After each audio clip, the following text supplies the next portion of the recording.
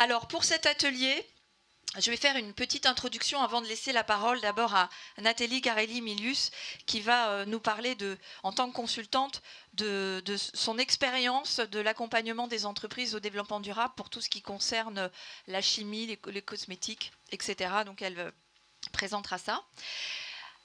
Alors, sur ce qui est de la performance globale, c'est une évaluation de la mise en œuvre des stratégies du développement durable. Cette évaluation, elle concerne à la fois un plan fonctionnel et instrumental, en intégrant des outils qui existent ou qui sont à inventer. Et puis, il y a un plan social et organisationnel qui va intégrer le comportement des acteurs. Et on va voir combien c'est important le comportement des acteurs au-delà de la dimension éthique. Comment ça s'inscrit dans les structures professionnelles. Donc, ces dimensions... On m'entend plus là, ou moi je m'entends plus. Ces dimensions de la gestion des performances durables va agir comme une utopie mobilisatrice. J'aimais beaucoup ce terme que j'ai repris dans la littérature, qui permet de sensibiliser les acteurs de l'entreprise et de la recherche en laissant libre cours à son imagination avant de refocaliser sur ce qui peut être rentable ensuite. Alors, il y a multiples domaines de performance qui va garantir la définition d'objectifs qui sont nécessairement pluriels, pluriel en dimension et pluriel en nombre, et on le verra à travers les projets. Donc il y a deux logiques qui se distinguent dans le positionnement des acteurs. Une logique qu'on dit être additive, dans laquelle le décideur ne remet pas en cause son processus de décision. Et ça, c'est extrêmement intéressant. On a vraiment les deux types de structures qui font ça, ou une logique systémique où le processus de décision va être complètement revu en profondeur par la prise en compte de l'environnement.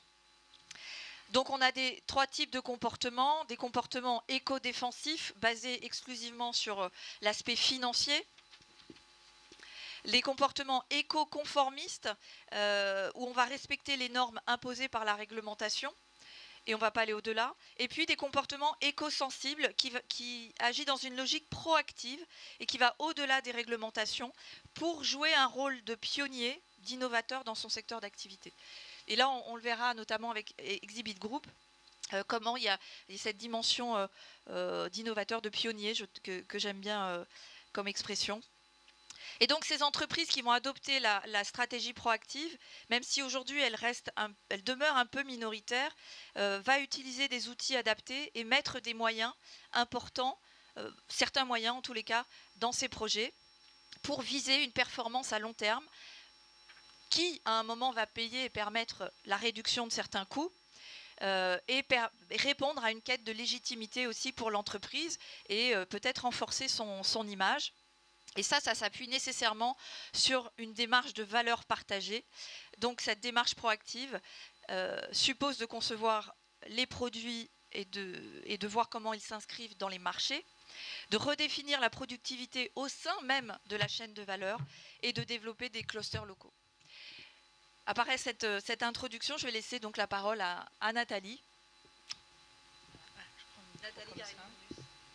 Merci Stéphanie, merci de m'avoir accueillie. Donc j'ai la responsabilité de démarrer le workshop sur une thématique qui est assez large et sur laquelle je pourrais vous parler toute la journée. Du coup, j'ai fait des slides pour essayer de me recentrer sur mon discours et ne pas déborder. Alors ce que j'ai fait, c'est que j'ai essayé de faire un petit peu une cartographie des postes principaux, mais c'est vraiment non exhaustif, où l'on peut retrouver du développement durable en matière d'innovation à la fois technologique, mais également sociétale, comme l'a dit Stéphanie, à tous les niveaux. Je veux dire, on peut en rajouter. Hein. C'est vraiment, j'ai mis quelques mots-clés, mais on peut aller un petit peu plus loin. Et pour vous en parler, en fait, je vais partir sur un exemple et sur un schéma qui est issu du secteur de la cosmétique et de la chimie, comme ça sera plus simple. On va partir d'un produit cosmétique, d'un pot, d'une crème, et je vais vous expliquer à peu près comment procèdent les entreprises qui sont déjà bien engagées dans le développement durable à ce sujet, à commencer par L'Oréal, qui est un grand donneur d'ordre et qui est moteur sur ce secteur d'activité. Alors si je prends un pot de crème cosmétique, on a le packaging.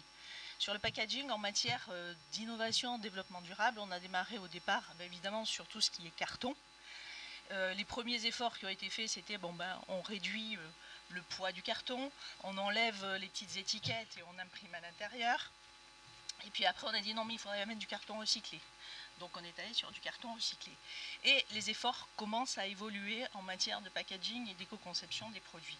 Parce qu'en fait, à toutes les étapes du cycle de vie du produit, et même de l'entreprise, les entreprises de ce secteur raisonnent de la manière suivante. Ils font une analyse de cycle de vie simplifié, où ils évaluent les impacts environnementaux et sociétaux du produit. Et à partir de là, ils rentrent dans une logique d'éco-conception. Alors j'ai le cas d'une entreprise avec laquelle je travaille qui fait les marques. Je leur ai fait par exemple un bilan carbone et à la suite de l'impact carbone, on s'est aperçu du poids du packaging sur toute la chaîne de valeur. Et à partir de là, ils ont commencé à réfléchir et eux, ils sont allés sur on va dire sur les parties simples. Mais ce qu'ils ont fait, c'est qu'ils ont vu que c'est pas que en amont la fabrication et le poids du produit, mais c'est l'impact aussi sur toute la phase de fret et de distribution qui leur coûte, notamment quand ils envoient les colis à des revendeurs ou au salon d'esthétique. Et maintenant, il y a un travail qui est fait entre le service marketing et le service achat et le service conception, notamment pour tout ce qui est coffret. Parce qu'ils faisaient des coffrets énormes, mais très lourds, multiproduits, etc. Vous m'entendez pas? Ah, je le mets pas assez près. Bon. Voilà, ça c'est un des premiers exemples. Ensuite, au niveau de, par exemple, L'Oréal a décidé que tous les produits qui avaient un impact environnemental fort étaient supprimés de leur champ d'investigation. Et notamment, ils font des efforts au niveau du plastique. Alors au niveau du plastique, là pareil, on est parti sur des plastiques avant issus du pétrole, classique, puis on a dit bon, on va mettre une part de recyclé dans les emballages plastiques. Puis ensuite, ils ont dit non mais attendez, recyclé ne veut pas dire recyclable. Donc on travaille sur des plastiques recyclables et puis biodégradables. Et ça, c'est issu de tout ce qui est de tous les produits biosourcés et donc des bioplastiques. Et donc il y a un gros travail qui est fait actuellement au niveau de la chimie en amont sur les bioplastiques, où ils veulent même substituer l'acier et l'alu par des plastiques qui sont issus donc des ressources, je vais en parler, des bioplastiques. Donc là, on a vu j'ai fait un tour rapide sur le packaging. Passons aux ingrédients. Les ingrédients, on va dire, c'est à la base, à part les ingrédients naturels, on est sur de la chimie. Au départ, on a parlé il y a bien un certain nombre d'années des 12 principes de la chimie verte qui essayaient de réduire l'impact environnemental et sociétal des produits. Ça a beaucoup évolué. Et les fournisseurs en amont se sont dit c'est la base de la chimie, c'est le pétrole. Le pétrole, on sait qu'il ne va plus y en avoir, donc il faut trouver une alternative. Cette alternative, ils l'ont trouvée dans la biodiversité, dans les agro-ressources et dans la biomasse. Et ils arrivent à développer des produits complètement biosourcés, notamment des ingrédients en cosmétique par exemple. J'ai le cas de l'entreprise qui a fabriqué un tensioactif 100% biosourcé. Et pour prouver que le produit est biosourcé, il y a une méthode qui a été mise en place qui permet de dater le carbone d'origine renouvelable, de le quantifier par rapport au carbone d'origine fossile. Et donc on peut revendiquer de manière prouvée que le produit est 100% biosourcé, à base du carbone 14. Ah oui, merci. Voilà. Voilà, ça c'est un des exemples. On a aussi des sociétés qui travaillent sur l'économie circulaire. C'est le cas de la société qui, elle, utilise des résidus, des déchets de l'industrie de la parfumerie et qui a réussi à en faire un actif cosmétique. Alors je ne sais plus si c'est sur les cernes ou les enfin, je m'étais proposé pour tester, mais voilà. Donc vous voyez, là on est dans la logique d'économie circulaire. On part d'un déchet, on en fait un actif en cosmétique. Il faut voir aussi qu'il y a les grands donneurs d'ordre, par exemple, qui ont aussi mis en place des actions fortes, notamment sur l'huile de palme, où il y a eu de grands débats avec les déforestations et les orang-outans qui étaient. Et donc maintenant, on a une certification d'huile de palme durable qui est RSPO. Voilà, il y a une certification, une labellisation d'huile de palme durable. Et puis vous savez, des biosolvants. Enfin voilà, pour dire que de ce point de vue-là, ça avance beaucoup. Maintenant, j'en arrive à la production. La production, on se retrouve avec de nouveaux modes de production, avec des usines qui sont éco-efficientes, qui utilisent des bioprocédés, qui utilisent des bioproduits, qui vont réduire tous leurs impacts. Donc ça va être réduction d'énergie. Pour parler, ils ont des systèmes de gestion de l'énergie. Ils vont recycler leurs déchets, vont recycler leurs solvants. Ils vont, par exemple, en l'occurrence, faire en sorte que 95% de ces déchets soient repris, recyclés ou valorisés. Même sur les DIS, ils partent en cogénération. C'est-à-dire ils vont faire pour mettre sous les routes, vous voyez, voilà. Et ils se font racheter les cubis, les fûts, etc. C'est-à-dire en plus, ça leur génère une économie. Au niveau des... Même au niveau des solvants, ils sont récupérés, recyclés pour récupérer les métaux et les terres rares dans certains procédés. Quand on sait que c'est une ressource qui est vraiment très tendue actuellement avec tout ce qui est électronique, vous voyez, ça a un intérêt considérable. Au niveau des fabrications, ils ont aussi maintenant, au niveau des formulations, on ne fait plus des petites manips à la paillasse, ce sont des logiciels qui modélisent les formulations. Là, on rentre dans l'intelligence artificielle et tout ce qui est robotique. Les pilotes ne sont plus faits sur des centaines de kilos, mais c'est sur des toutes petites quantités. Donc, on essaye de réduire tous les impacts au niveau des centres de fabrication. Et petit exemple, la société CEPIC, son tensioactif, elle en a sorti un qui émulsionne la crème à froid et sans agitation. Donc, vous voyez, c'est une innovation en termes de développement durable, mais en matière de fabrication, ça évite les montées en température, les périodes de refroidissement, les systèmes de pression, les réacteurs, c'est un gain de temps, de la sécurité, évidemment, un coût non négligeable pour l'entreprise, un avantage, une économie. Voilà, là j'en ai fini pour la production. Je parle un peu vite parce que j'ai beaucoup de choses à dire et Stéphanie ne m'a pas donné plus de temps que prévu. Au niveau du bâtiment, on a les mêmes efforts, on a également des matériaux biosourcés pour construire les bâtiments. On se retrouve avec les mêmes enjeux à la fois environnementaux et sociétaux où on a un impact sur l'environnement mais aussi sur la société à la fois en interne et en externe. Et en interne pour amener de la qualité de vie au travail et de la sécurité pour les travailleurs avec des postes de fabrication qui sont avec des éclairages naturels, des systèmes de filtration évolués. Enfin voilà, là encore il y aurait de quoi dire sur ces thématiques-là. En termes de petits exemples que j'ai la société Pocheco que tout le monde, enfin beaucoup connaissent, qui fabrique des enveloppes et qui est dans le Nord et qui fait un système qui est complètement... son usine est toute autonome, quoi. C'est tout en économie circulaire. Il recycle tout, récupère tout, etc. Ou une autre société qui est scandinave et qui fabrique du carton et qui a créé une usine intégrée à côté de la forêt. Pâte à papier, carton, tout se fait en cycle interne. Voilà, c'est des petits exemples. Je voudrais en finir pour un autre exemple, mais là c'est un produit orienté développement durable. C'est une société qui est sur Aix et qui a une antenne ici en Antibes qui s'appelle Zeta Pellet, qui a développé un dispositif qui permet de transformer des déchets verts en combustible, en petits granulés combustibles. Et le but, c'était de créer ça sur un circuit fermé. Et c'est à destination des maraîchers, parce que chauffer les serres, c'est hyper énergivore. Donc le principe, c'est on prend les déchets verts, on les met dans la chaudière, dans le dispositif, il sort des granulés, les granulés alimentent la chaudière pour chauffer la serre. Donc on est dans une logique d'économie circulaire. Moi je leur avais fait l'analyse, justement l'analyse du cycle de vie, énergie et carbone, et je peux vous dire que le potentiel d'énergie renouvelable versus le potentiel d'énergie fossile était considérable, c'est de genre 95,5 ou 90,5.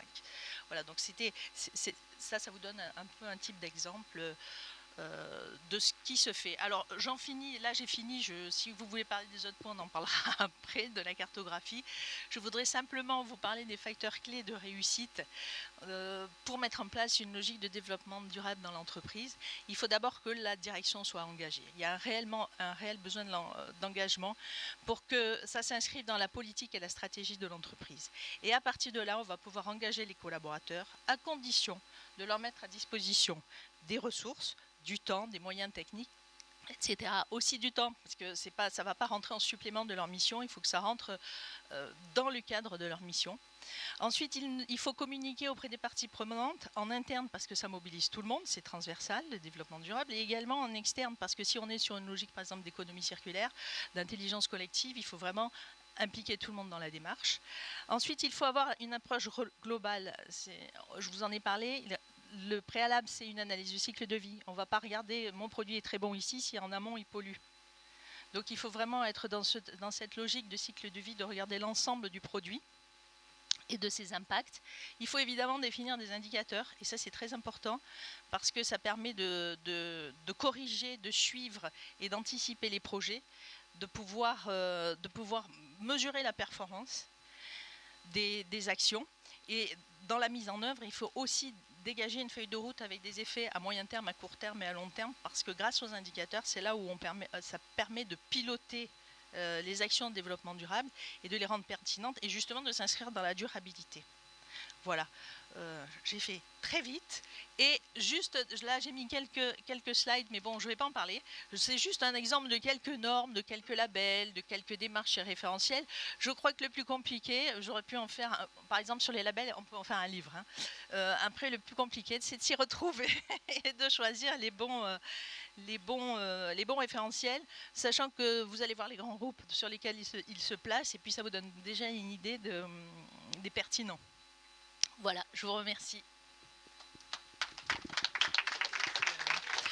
Merci Nathalie. Je m'interrogeais, mais on aura la réponse au fur et à mesure, de ce qui motive les entreprises que tu nous as citées à gérer leurs déchets, à faire du recyclage fermé.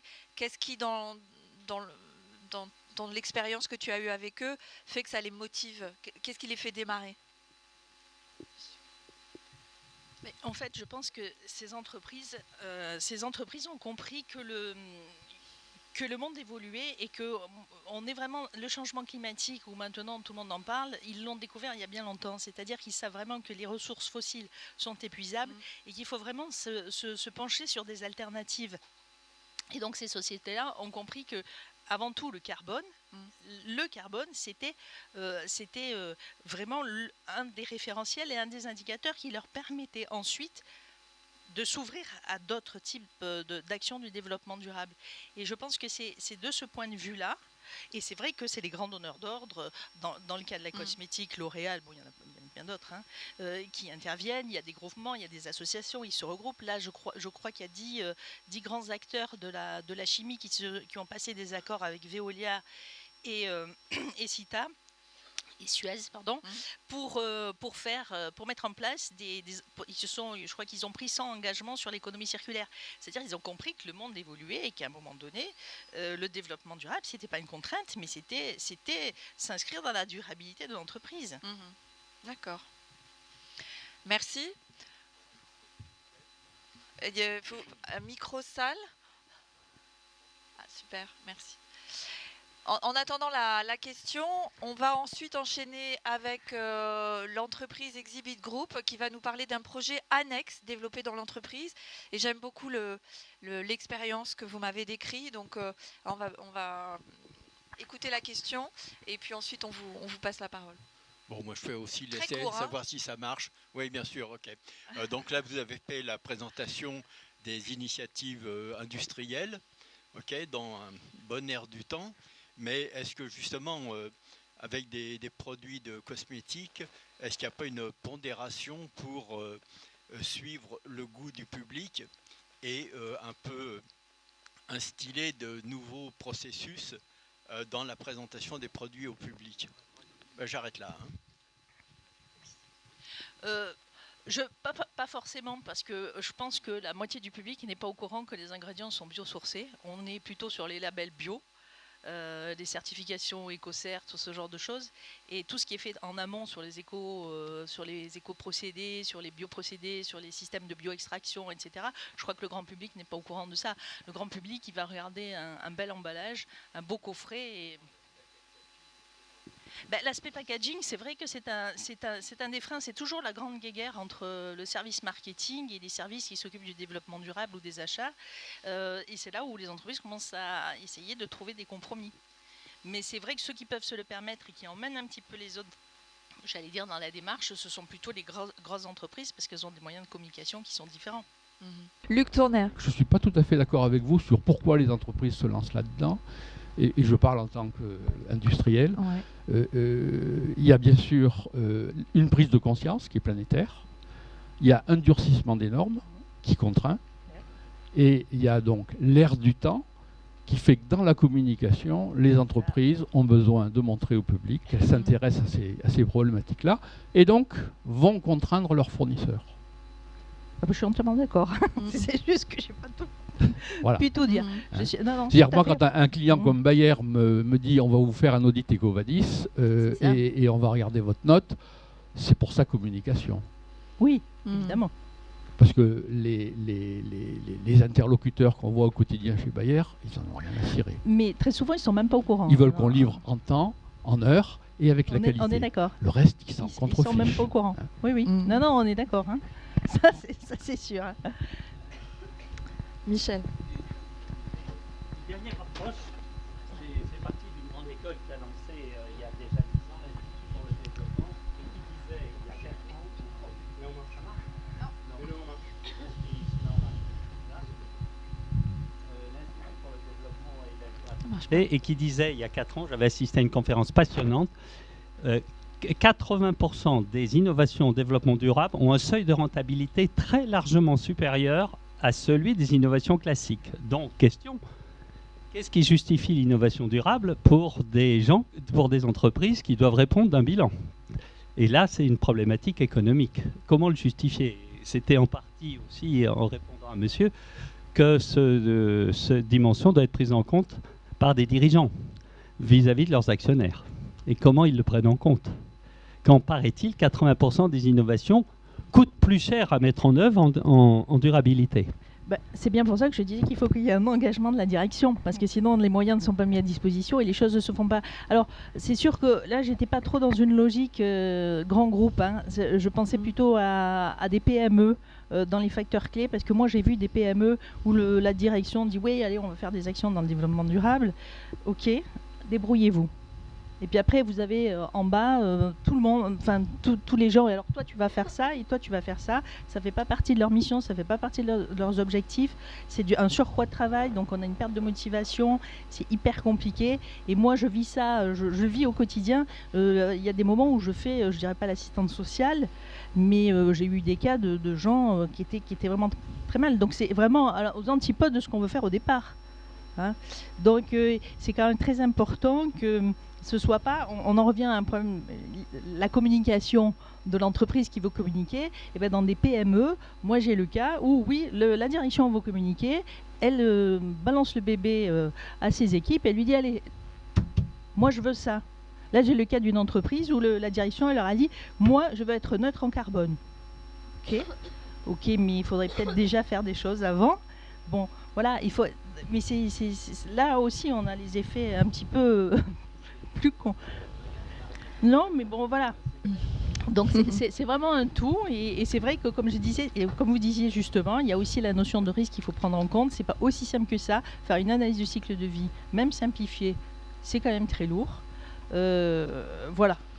Ça me permet, merci Nathalie, ça me permet de faire la transition avec Exhibit Group qui a développé un service annexe et répartit un peu cette motivation de cette action de développement durable entre plusieurs personnes de l'entreprise. Donc je vais vous laisser vous présenter l'entreprise et votre projet. Alors bonjour à tous, donc moi je suis Jérôme, je suis en charge de la qualité, de l'environnement et de la sécurité chez Exhibit Group et du développement durable. Et Guillaume, ici présent, est graphiste à l'origine et prend en charge le projet de mobilier chez Exhibit. Donc l'histoire d'Exhibit, elle est récente. C'est une entreprise qui a 25 ans, qui est en forte progression. On est maintenant 140 collaborateurs et un peu plus de 20 millions d'euros de chiffre d'affaires. Donc on a une progression entre 8 et 10% par an. On est dans l'impression numérique très grand format. On fait aussi de l'affichage dynamique. Donc on imprime pour des donneurs d'ordre comme le Palais des Festivals de Cannes par exemple, ou les chaînes de magasins Zadig et Voltaire. On a fait la signalétique pérenne de l'hôpital Pasteur pour donner des exemples. On est une entreprise qui pollue puisqu'on imprime essentiellement sur du PVC, donc PVC issu du pétrole. On a une démarche donc à la base qualité, donc on est certifié ISO 9001 depuis de nombreuses années. ISO 14001 depuis, c'est un peu plus récent, depuis 4 ou 5 ans. Et on a engagé une démarche responsabilité sociétale des entreprises il y a 4 ans, à l'initiative de la région et d'un cercle d'imprimeurs. Donc ça nous a permis de structurer notre démarche, de voir avec la direction aussi comment on pouvait structurer tout ça, parce qu'on faisait beaucoup d'actions au quotidien, chaque service un peu par-ci par-là, et en fait ça nous a permis de regrouper, de donner une dynamique plus forte.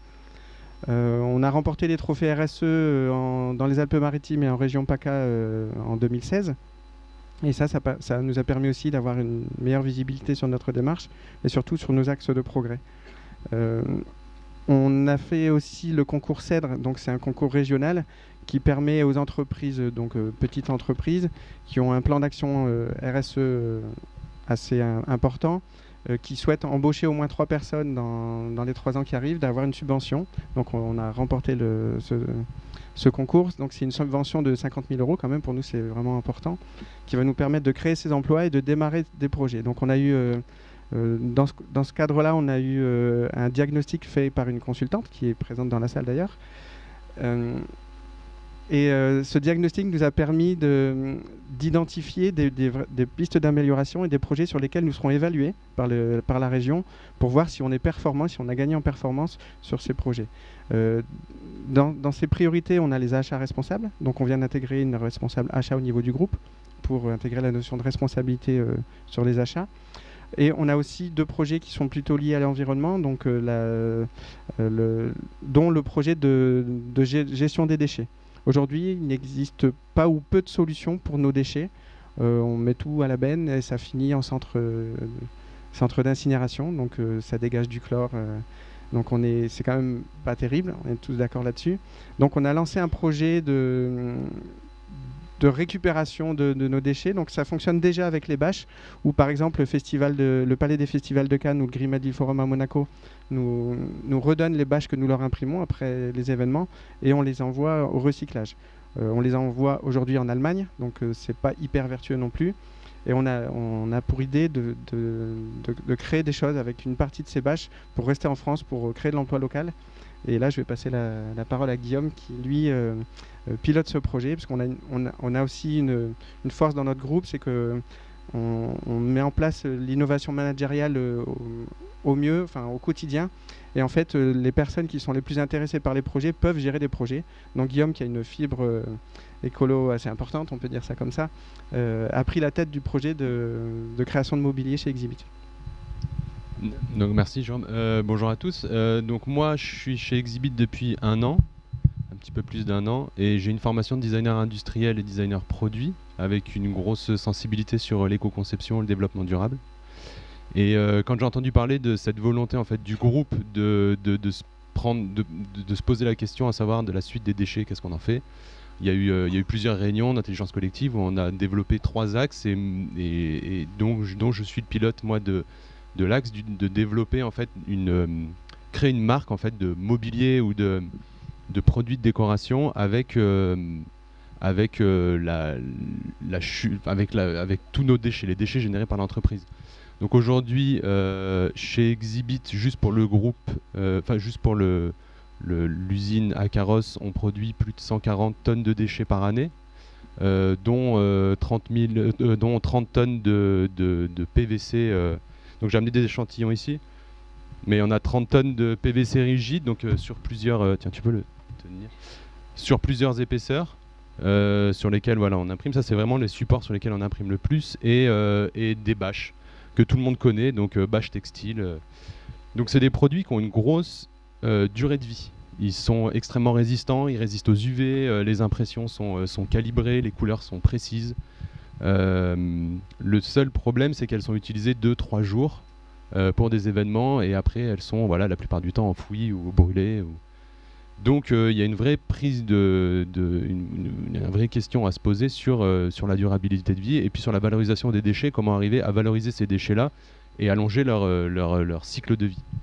Donc un des axes principaux du recyclage, c'est l'upcycling. Donc je ne sais pas si tout le monde connaît, mais l'upcycling, c'est une tendance du recyclage qui en fait permet de créer, de recycler des produits mais par le haut, en cherchant à améliorer la qualité ou à placer des produits qui sont des produits désuets sans aucune valeur dans un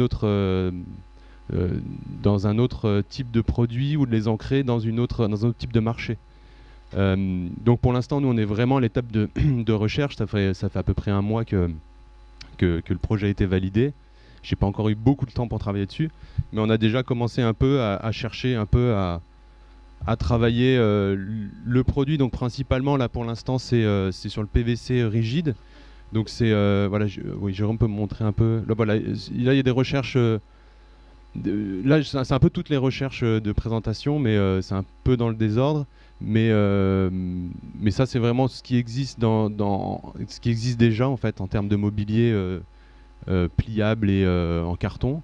Et ça c'est un peu les recherches que j'ai fait dans un premier temps pour pour vraiment valider en fait la structure. Comme je connais absolument pas ce matériel-là, je voulais juste valider la structure et savoir si il était si on pouvait vraiment s'asseoir dessus, développer des mobiliers, comment le plier, comment le coller, la résistance de l'encre dessus, comment. Et là, on peut vraiment s'asseoir dessus? Alors voilà, c'est ça, c'est que il y a plusieurs. Je vais vous montrer. Moi, j'ai fait plusieurs recherches, mais je cherche surtout à valider en fait une forme de structure. Donc, pour l'instant, celui-là, quand on s'assoit dessus, il n'y a pas de contreventement, donc on s'aperçoit que c'est plutôt flexible. Mais par contre, quand on le met dans ce sens-là, on peut vraiment monter dessus. Donc c'est quelque chose c'est un produit qui a vraiment un intérêt, mais il faut juste arriver à trouver une structure et une forme intéressante, un design en fait qui va découler de ses capacités techniques. Et celui-là, si je m'assois dessus, donc il tient, je peux me mettre comme ça, mais par contre voilà, il n'y a aucune structure, donc il plie complètement. Mais voilà, il y a de la recherche là pour l'instant. Si tu peux avancer un petit peu. Voilà, il y a plein de solutions qui existent en termes de design de produits appliqués au matériel. Après derrière, voilà, c'est de la recherche, c'est beaucoup de temps passé. Et là où on va se concentrer aussi dans les prochaines semaines, c'est sur la bâche, parce que ça fait partie ça fait partie d'un produit qui est ça fait partie d'un produit qui est durable, qui résiste aux UV, et on avait l'intention de créer des grosses jardinières, donc des gros bacs de plantes extérieures.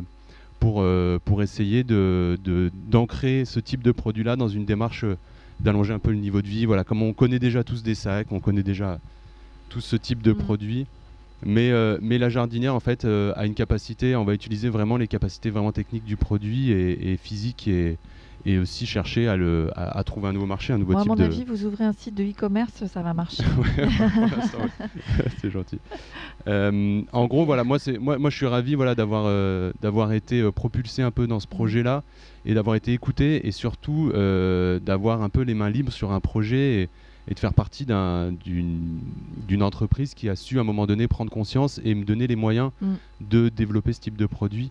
Et de projets en relation avec tous les employés, Jérôme, avec plein de gens dans l'entreprise. Voilà, j'aimerais bien que vous témoigniez un petit peu de ça. Quand on a préparé l'atelier, vous nous avez dit, nous, ce qui fait que la mayonnaise a pris, c'est que vous, Jérôme, vous êtes un peu le leader, le porteur le leader de ces projets, le moteur dans l'entreprise pour ce type de projet, que vous avez su convaincre la direction, qui vous a donné des moyens, des ressources, du temps à y consacrer, et que ça n'est pas vous qui portez le projet, que quelqu'un s'est positionné pour porter le projet. Et je trouve que ce triangle est extrêmement intéressant. Je vous laisse en parler. C'est vrai que la direction, c'est essentiel dans la réussite, ou en tout cas la mise en œuvre d'un projet tel que celui-là. Si on n'a pas la direction, on ne peut pas agir en fait. Et c'est vrai que chez Exhibit Group, on est assez libre de ce qu'on peut proposer. Et à partir du moment où on propose des choses intéressantes, ils ont une sensibilité aussi sur l'innovation, sur l'idée aussi de se démarquer par rapport aux concurrents. Il y a quand même une notion de marketing et d'économie derrière, hein, il ne faut pas se le cacher non plus. Après, on peut lancer des projets tels que celui-là. Donc la direction, après être convaincue, il faut aussi trouver des financements. On parlait des moyens aussi tout à l'heure. Donc la direction nous donne du temps. Là, on est ici tous les deux présents. Tout à fait. Voilà, c'est du temps pour créer les prototypes, pour faire les dessins. Guillaume passe beaucoup de temps dessus. On passe aussi du temps à faire des demandes de subventions, puisqu'il en existe, notamment auprès de l'ADEME. On vient la semaine dernière de déposer un dossier pour Philly Déchets, voilà, où on essaye d'avoir des subventions. Alors, c'est pas gagné d'avance, mais en tout cas, on essaye de travailler là-dessus, parce que les subventions seront des accélérateurs. Ne sont pas essentiels au démarrage du projet, mais sont des accélérateurs de projet. Donc on travaille là-dessus. Et après, je vous expliquais, on travaille en intelligence collective. Et après, justement, ce qu'ils cherchent à mettre en œuvre, c'est d'impliquer le maximum de personnes, de collaborateurs pour les responsabiliser, leur donner aussi du sens quand on se lève le matin, quand on vient travailler. Ouais. On a beaucoup de sens quand on peut travailler dans des projets comme ça qui sortent un peu de l'ordinaire. Oui, tout à fait. Vous m'avez dit que c'était un projet, ces projets étaient fédérateurs, qu'ils créaient une dynamique au sein de l'entreprise, qui donne du sens au travail, c'est ce que vous venez de dire, qu'il enrichit la culture aussi de l'entreprise. et créer du lien. Et quel temps, d'un point de vue concret, combien de temps pour mettre en place un projet de ce type-là et quel temps chacun y consacre? Alors le temps, ça va être compliqué, mais il y a une estimation de temps, ça serait d'essayer d'arriver à développer les premières formations cet été. Arriver à avoir des produits qui sont validés, où on a les outils déjà, parce qu'on a tous les outils en fait pour travailler ce genre de matériaux. Donc au final, ça va être de la formation, de créer un produit, et après derrière, on cherche surtout à s'approcher de partenaires. Donc on a déjà ciblé 2 partenaires potentiels dans le projet. Et voilà, la volonté, ça serait... après le temps, c'est difficile de le calculer précisément, mais voilà, pour une commercialisation... Depuis combien de temps vous réfléchissez à ce projet, par exemple?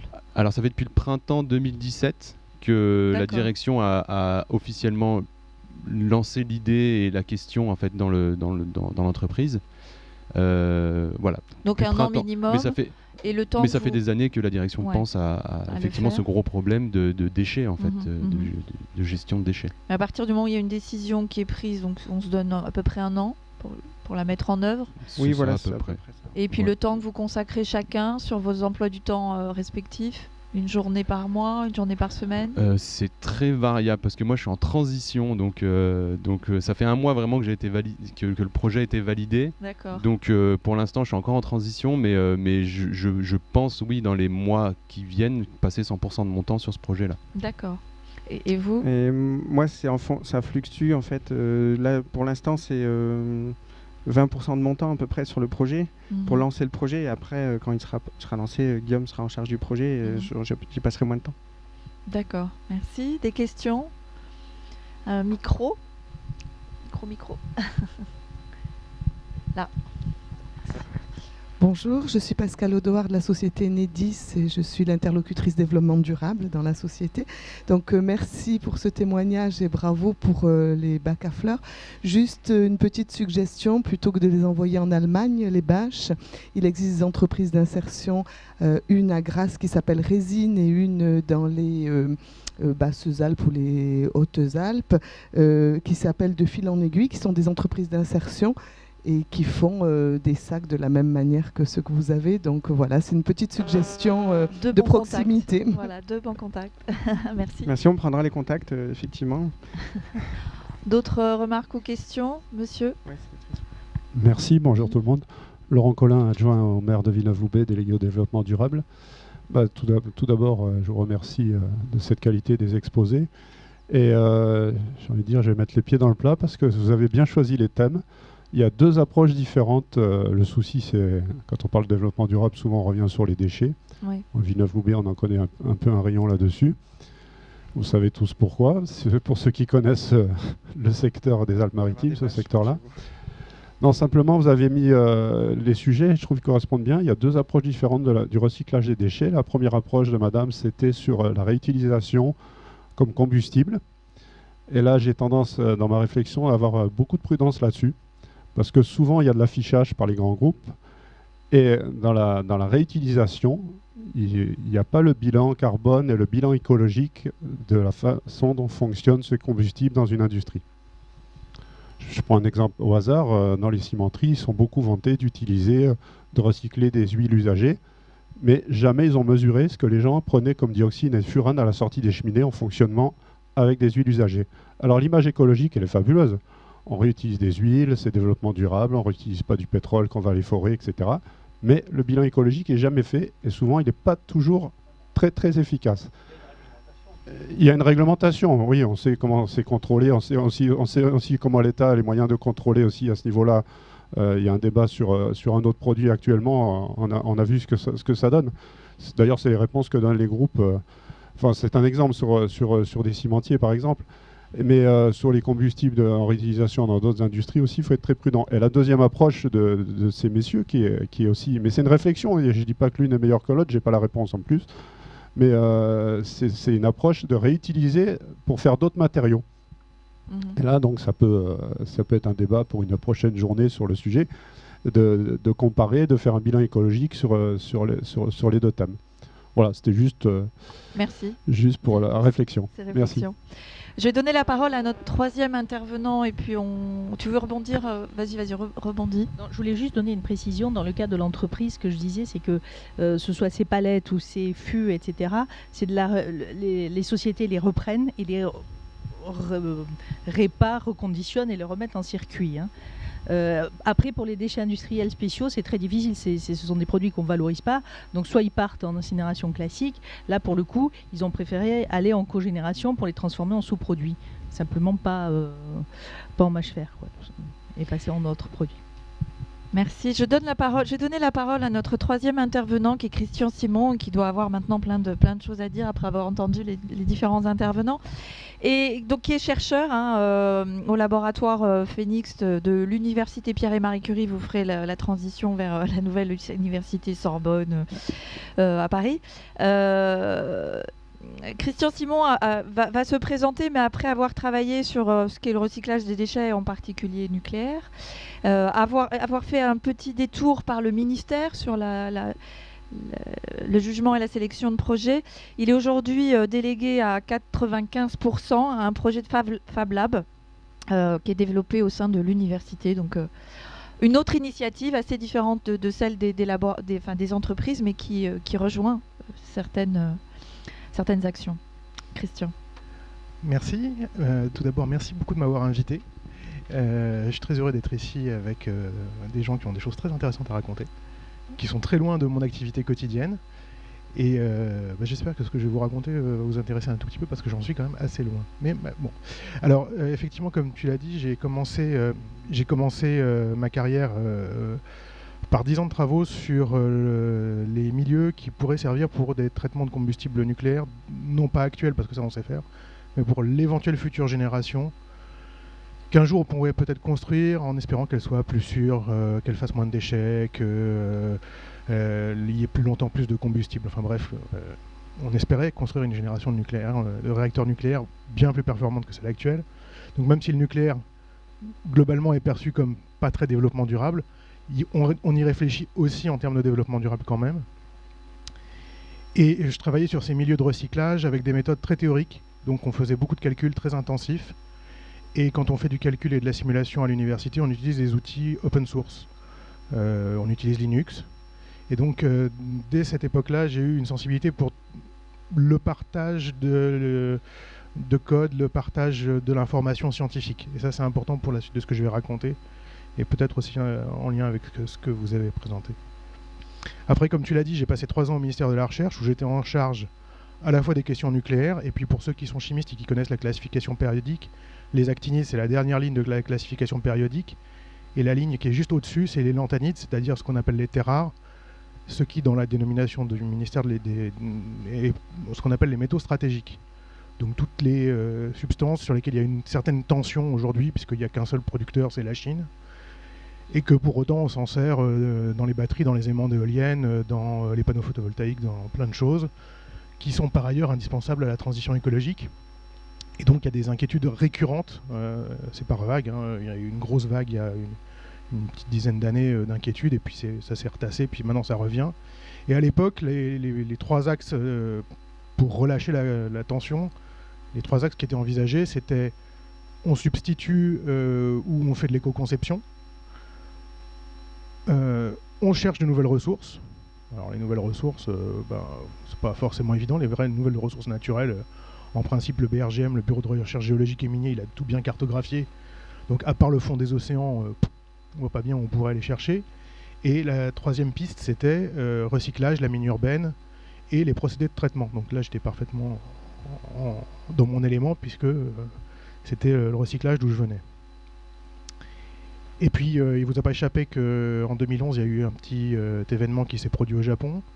Il y a eu un tsunami qui a entraîné un certain nombre de catastrophes écologiques, des raffineries qui ont explosé, qu'on a mis 15 jours à éteindre ou 3 semaines à éteindre, un certain nombre d'usines chimiques qui ont été noyées avec des espèces de marées noires ou de marées chimiques sur des centaines de kilomètres, et puis une catastrophe nucléaire, la catastrophe de Fukushima.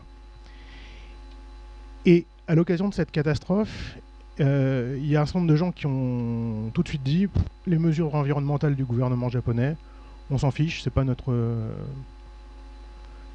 c'est pas qu'on y croit ou qu'on n'y croit pas, on va faire les mesures nous-mêmes. On a les moyens, parce que figurez-vous que le mouvement qui avait été amorcé avec les logiciels open source, avec Linux, s'est étendu depuis, aux environs de 2000-2005, aussi au matériel électronique. Et on a toute une vague de gens qui développent de l'électronique open source depuis 2005. Et aujourd'hui, on a des plateformes très faciles à utiliser, qui sont même utilisées en collège, qui sont pas chères, qui sont robustes, et qui permettent à tout un chacun de développer un capteur pour rendre une plante bavarde pour qu'elle tweete si jamais il n'y a pas d'eau dans le pot de fleurs, ou en l'occurrence, ce qu'ont fait les gens au Japon, faire des compteurs Gégère pour mesurer la radioactivité, partager les données avec les gens qui font partie du même réseau, et publier la carte sur un site web. Et donc les gens ont dit, nous, la cartographie du gouvernement japonais, vrai ou pas vrai, on s'en fiche, on a notre cartographie. Alors les premiers tweets étaient super vindicatifs, on n'avait pas Twitter à l'époque.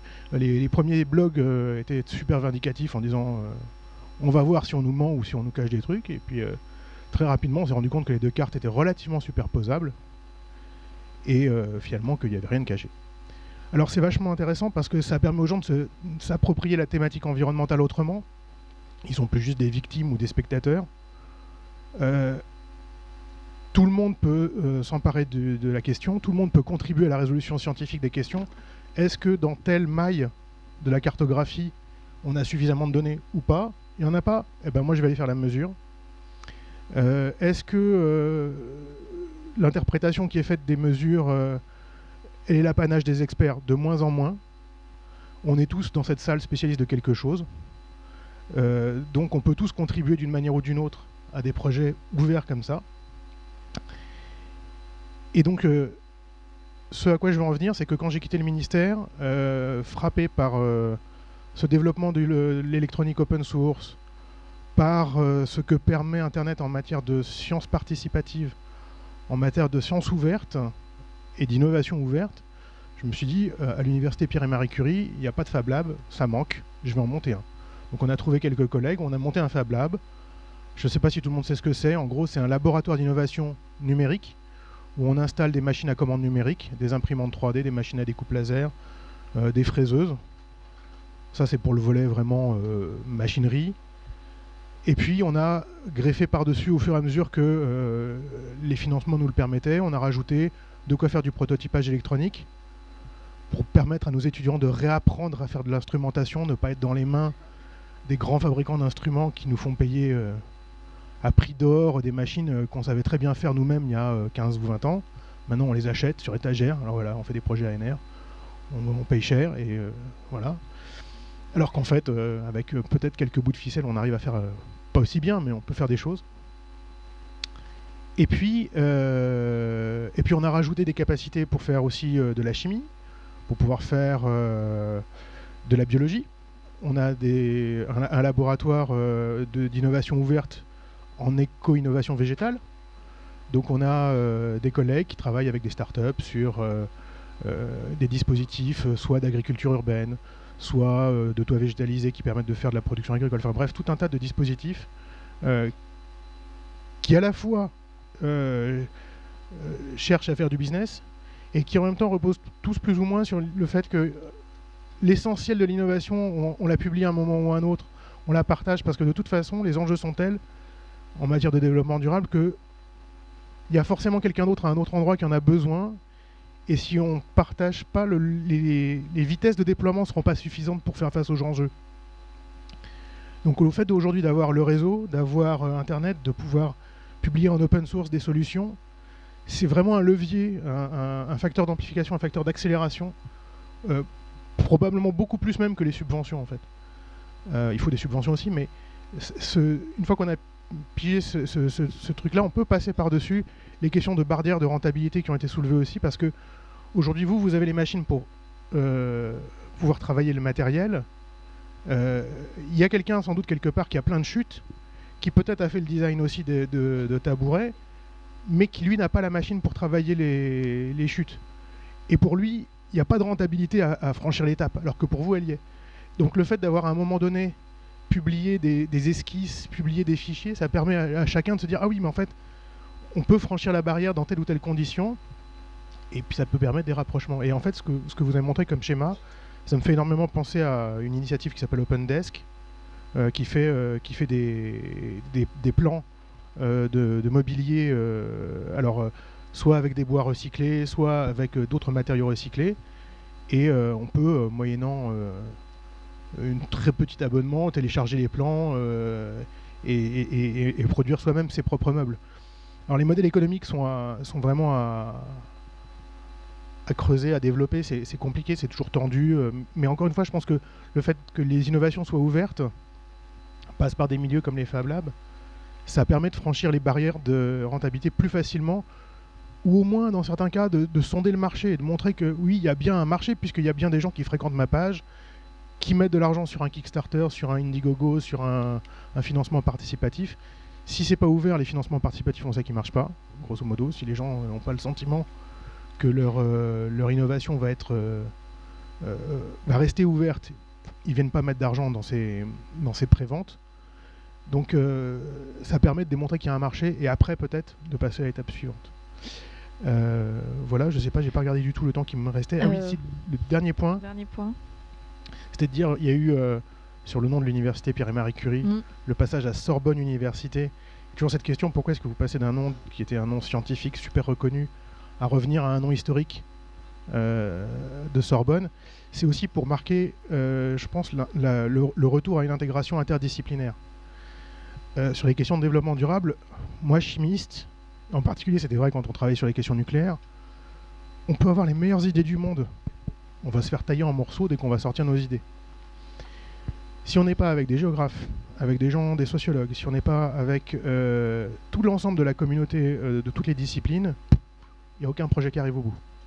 Parce qu'aujourd'hui, les problèmes sont compliqués et qu'une idée aussi géniale soit-elle a besoin de tous les angles d'attaque en même temps.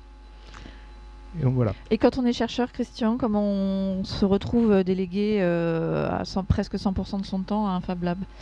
C'est négocié avec qui? C'est rentable pour qui? Alors, c'est négocié avec le vice-président enseignement, formation et insertion professionnelle. Et ça se négocie dans des termes qui sont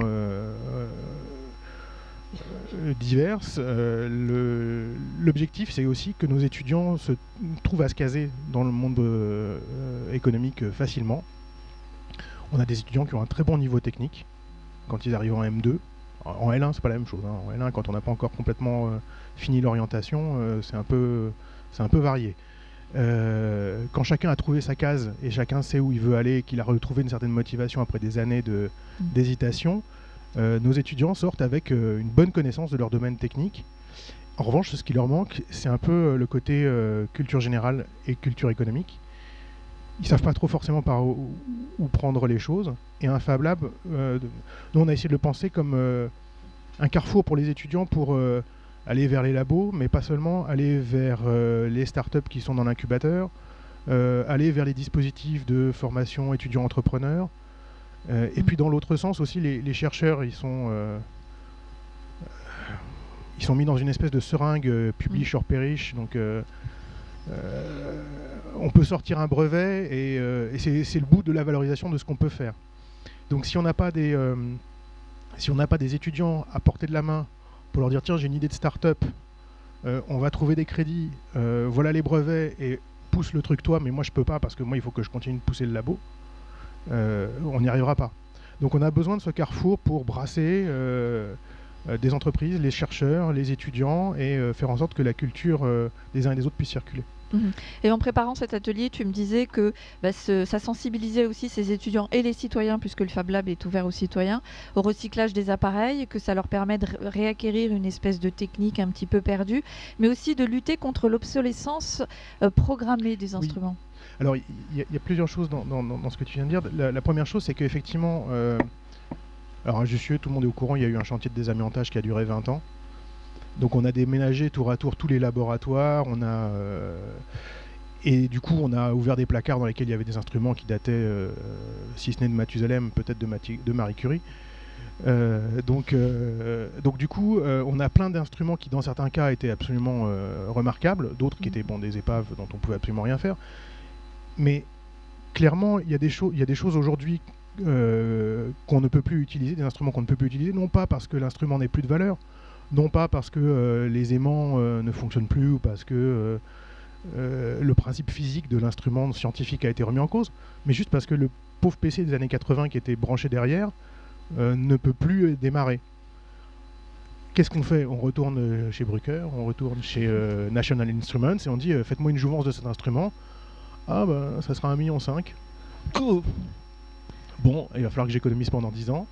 Donc ça, c'est pas possible. Donc avec les outils de logiciels open source, de hardware open source qu'on a aujourd'hui, on est capable de remplacer un PC des années 80 par une carte à 30 €. Mais les gens ne le savent pas.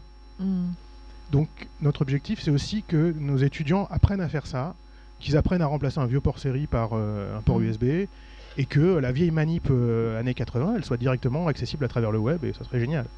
Ça, c'est le côté jouvence des appareils. Il y a le côté ressourcerie. Tous les appareils qu'on a dans les placards, au lieu de les jeter, on en fait cadeau à d'autres Fab Labs. On essaye de faire ça. Bon, parfois c'est pas facile parce qu'il y a des trucs trop spécialisés et voilà. D'accord, on va prendre des questions de la salle. Ici, vous avez un micro derrière vous. Bonjour, Stéphane Amour d'un groupement d'associations environnementales.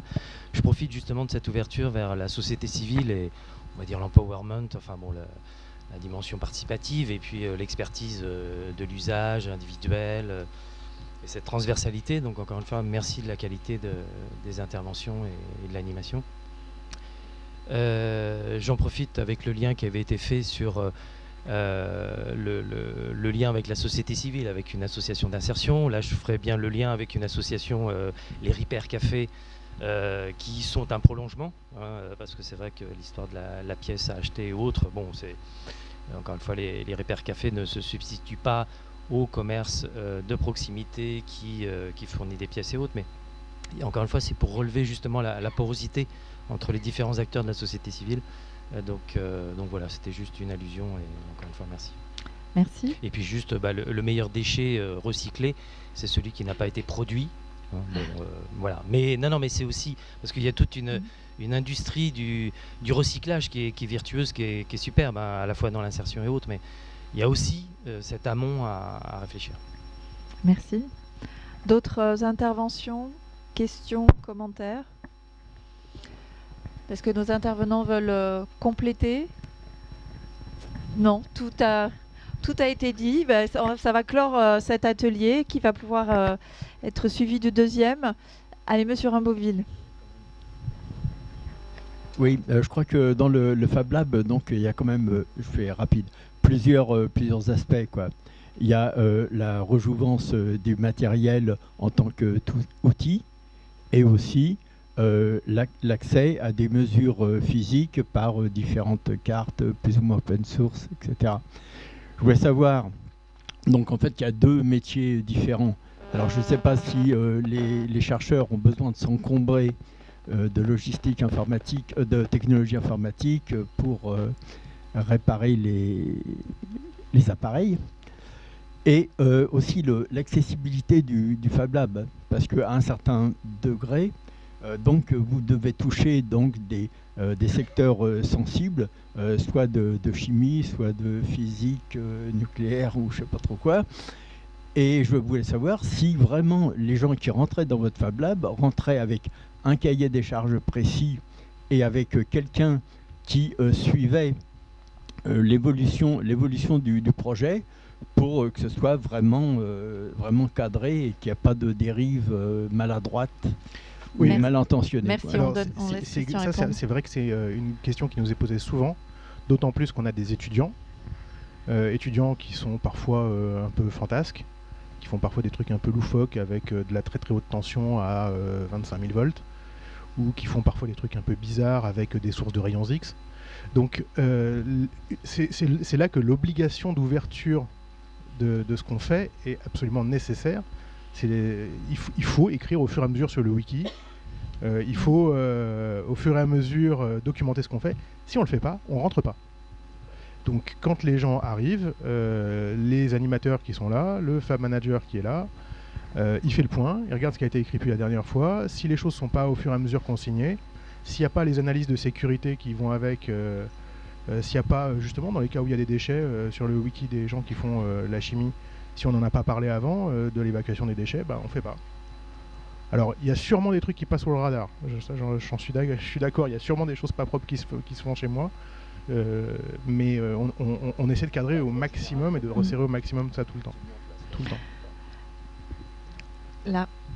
Excusez-moi, j'en profite avec une prospective pour faire le lien entre le Fab Lab et de la production à domicile, parce qu'il y a des utopies de dire qu'au sein de la maison, on aura des espaces aussi partagés de fabrication, et notamment de médicaments. On pourra avoir une ordonnance et fabriquer ces médicaments. Donc c'est la question du transport, du packaging qui pourrait être résolue. Bon voilà, c'est des petites choses, bon, c'est la prospective. Voilà. Les utopies mobilisatrices, je les ai appelées comme ça tout à l'heure. Merci beaucoup, ce sera le mot de la fin. Merci beaucoup à Guillaume Darnajou et Jérôme Vincent. Merci à Nathalie Garelli-Milius et à Christian Simon pour votre intervention.